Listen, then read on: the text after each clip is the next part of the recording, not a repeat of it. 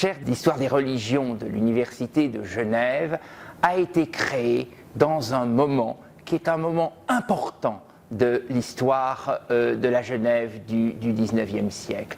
Un moment de modernisation, un moment de transformation, un moment de libéralisation, d'ouverture.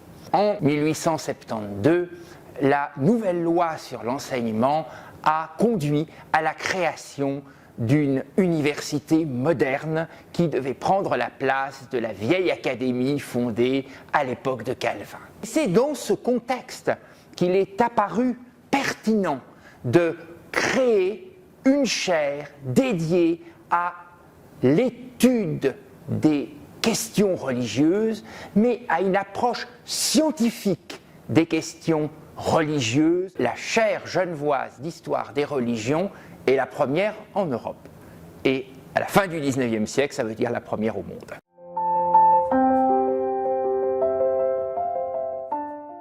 En 1965, c'est sous les auspices de Jean Rudart, l'un des grands spécialistes des religions de l'Antiquité de sa génération, que, je dirais, commence l'histoire moderne de la chaire, l'histoire contemporaine de la chaire, telle qu'elle se continue aujourd'hui.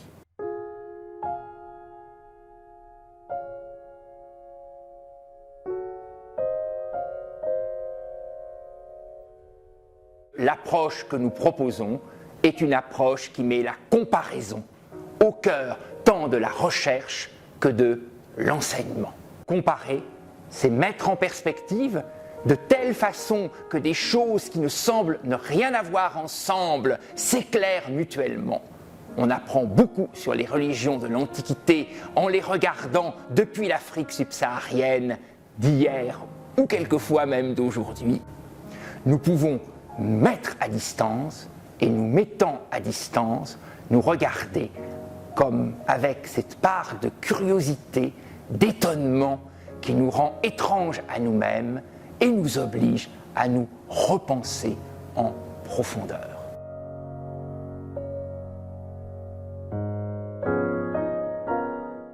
L'histoire et l'anthropologie des religions permettent aussi de porter d'autres regards sur des situations extrêmement contemporaines. Un exemple là encore, j'invitais le printemps dernier une collègue africaniste qui travaille sur le statut de la terre dans l'Afrique subsaharienne. Les institutions internationales cherchent à créer des cadastres pour assurer une forme de stabilité de la propriété et de stabilité de l'économie. Ça ne marche pas.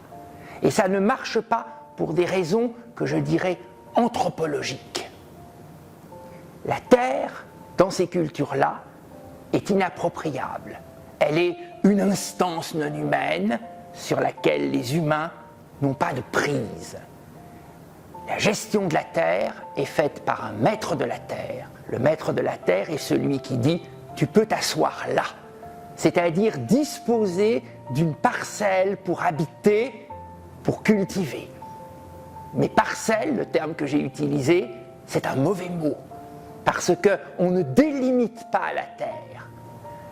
On va l'occuper, la travailler dans une certaine direction aussi loin qu'on peut et qu'on ne rencontre pas un autre occupant. Cette différence dans le statut de la terre, si on ne la prend pas en compte, si on ne la travaille pas, on ne peut pas construire des politiques de coopération internationale.